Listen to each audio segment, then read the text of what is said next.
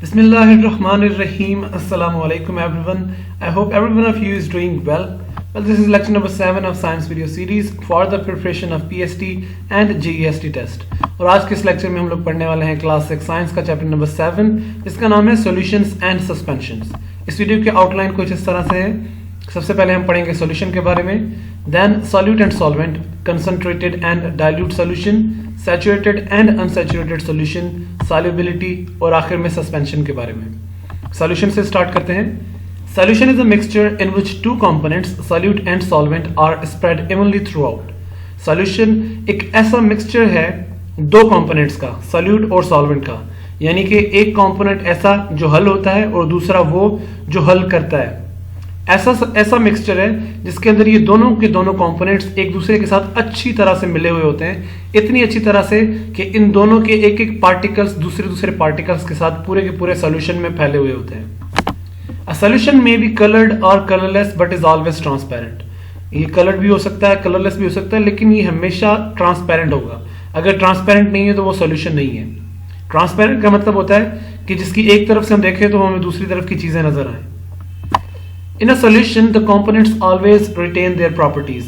एक सॉल्यूशन के अंदर जो कंपोनेंट्स होते हैं यानी कि सॉल्यूट और सॉल्वेंट, उनकी प्रॉपर्टीज चेंज नहीं होती, प्रॉपर्टीज उनकी सेम रहती है। यानी कि वो कोई गैस है तो वो गैस रहेगी, अगर वो लिक्विड है तो लिक्विड रहेगा, सॉलिड है तो सॉलिड रहेगा, वो चेंज नहीं होगा।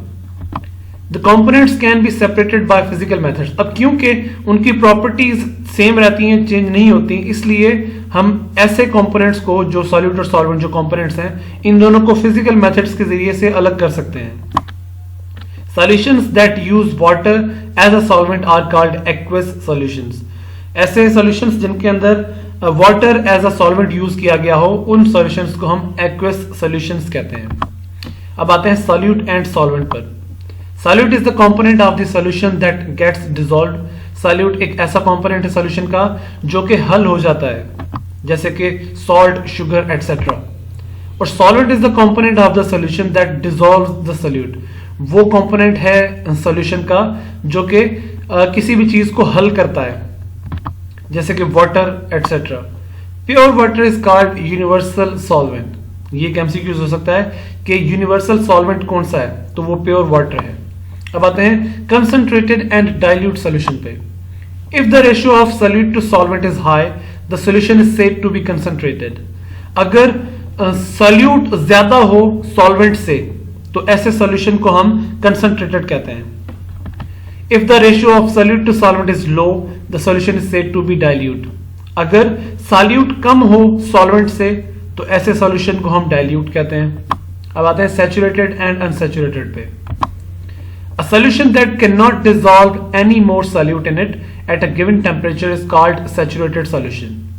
अगर एक सॉल्यूशन अपने अंदर और ज्यादा सॉल्यूट को मिला ना सके, हल ना कर सके, तो ऐसे सॉल्यूशन को हम सैचुरेटेड सॉल्यूशन कहते हैं। जैसे मिसाल के तौर पे एक कप है मेरे पास और उसके अंदर मैंने पानी का एक कप है और उसके अंदर मैंने 5 चम्मच चीनी के मिला लिए।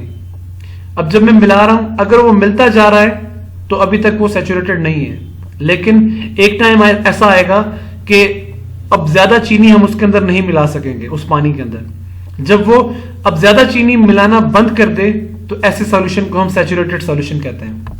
और अनसैचुरेटेड क्या होता है? A solution that can dissolve solute at a given temperature is called unsaturated. और ऐसा सॉल्यूशन जिसके अंदर अभी और जगह हो सॉल्यूट को मिलाने की, यानी कि चीनी को मिलाने की या सॉल्ट को मिलाने की अभी और भी जगह हो कि आप और भी इसके अंदर जो सॉल्यूट है वो मिला सकते हैं, तो ऐसे सॉल्यूशंस को हम अनसैचुरेटेड सॉल्यूशंस कहते हैं।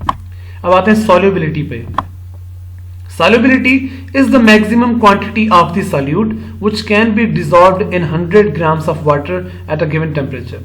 अगर हमारे पास 100 ग्राम्स ऑफ वाटर हो और टेम्परेचर भी एक गिवन हो, मिसाल के तौर पे 25 डिग्री सेंटीग्रेड या फिर 50 डिग्री सेंटीग्रेड, कोई भी एक टेम्परेचर हमारे पास गिवन हो, तो हम उसके अंदर कितना सॉल्यूट मिला सकते हैं, उस प्रॉपर्टी को कहते हैं सॉल्युबिलिटी। जैसे मिसाल के तौर पे आपके पास एक ग्लास है जिसके अंदर 100 ग्राम ऑफ वाटर है और दूसरे के अंदर भी 100 ग्राम ऑफ वाटर है। अब एक तरफ शुगर है और एक तरफ सॉल्ट है। शुगर जो है वो 100 ग्राम में 200 ग्राम्स हम सॉल्व कर सकते हैं, यानी कि मिक्स कर सकते हैं उसके अंदर। तो शुगर की जो सॉल्युबिलिटी है वो हो गई 200 ग्राम्स पर 100 मिलीलीटर, जबकि सॉल्ट जो है उसका सिर्फ 35 ग्राम्स हम 100 ग्राम्स में सॉल्व कर सकते हैं। इससे ज्यादा करना चाहेंगे तो नहीं होगा। वैसे शुगर का अगर हम 200 ग्राम से ज्यादा सॉल्व करना चाहेंगे 100 ग्राम ऑफ वाटर में, तब वो नहीं होगा। तो शुगर की जो सॉल्युबिलिटी है वो ज्यादा है, यानी कि 200 है, 200 ग्राम्स, जबकि सॉल्ट की जो सॉल्युबिलिटी है वो सिर्फ और सिर्फ 35 है।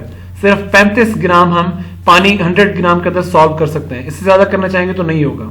तो किसी भी जो सॉल्यूट है उसकी वो प्रॉपर्टी के जिससे हमें पता चले, या वो क्वालिटी जिससे हमें पता चले कि वो कितना 100 ग्राम में हल हो सकता है, 100 ग्राम ऑफ वाटर में हल हो सकता है, उस प्रॉपर्टी को हम कहते हैं solubility. Now the solubility of solute depends on 2 factors. 2 factors के ऊपर डिपेंड करती है। सबसे पहला है दी सॉल्यूट, कि सॉल्यूट कौन सा है, शुगर है, सॉल्ट है, या कोई और है, उसके ऊपर डिपेंड करता है। शुगर है तो वो ज्यादा उसकी सॉल्युबिलिटी ज्यादा होगी, सॉल्ट है तो उसकी सॉल्युबिलिटी कम होगी।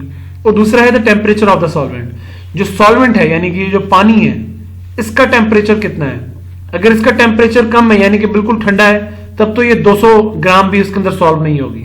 लेकिन अगर ये बहुत ज्यादा गर्म है तो हो सकता है 200 ग्राम से ज्यादा इसके अंदर सॉल्व हो जाए। जबकि सेम केस सॉल्ट के साथ है, अगर पानी ठंडा है बिल्कुल तो सॉल्ट उसके अंदर सॉल्व नहीं होगा। अगर पानी बहुत ज्यादा गर्म है, चूल्हे के ऊपर पड़ा हुआ है, तो सॉल्ट उसके अंदर ज्यादा गर्म हो सकता है। तो ये जो 2 फैक्टर्स हैं कि सॉल्यूट कौन सा है और टेम्परेचर कितना है, ये दोनों फैक्टर्स हैं सॉल्युबिलिटी के। अब आते हैं सस्पेंशन पे। Suspensions are mixtures in which solute particles are large and remain suspended in the solvent. अब देखिए सॉल्यूशन में क्या था कि जो पार्टिकल्स हैं वो इतनी अच्छे तरीके से मिल जाते थे कि जो सॉल्यूशन है वो ट्रांसपेरेंट हो जाता है। सस्पेंशन उसका उलट है एक किस्म का, क्योंकि यहां पर जो पार्टिकल्स हैं वो बड़े बड़े रहते हैं। इस वजह से हम अगर एक तरफ से देखें तो दूसरी तरफ की चीज हमें नजर नहीं आएगी। तो ऐसे मिक्सचर्स जिसके अंदर जो सॉल्यूट है वो उसके पार्टिकल्स बड़े बड़े हों, यानी कि अच्छे तरीके से मिले हुए ना हो, ऐसे मिक्सचर्स को हम कहते हैं सस्पेंशन। जैसे मिसाल के तौर पे मडी वाटर या paints.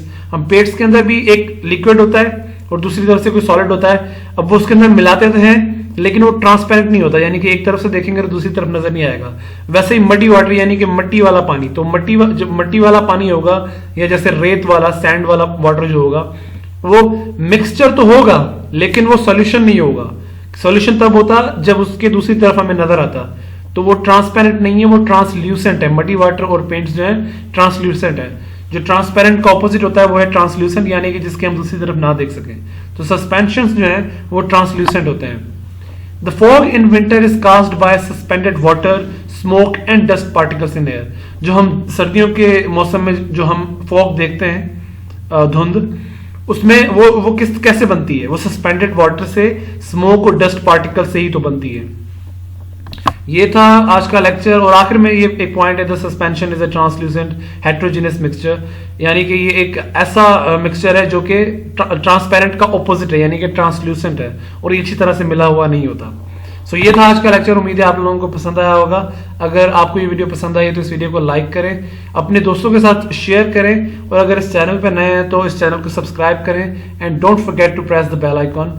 Thank you very much. आपसे मुलाकात होगी इंशाल्लाह अगली वीडियो में। अल्लाह हाफिज।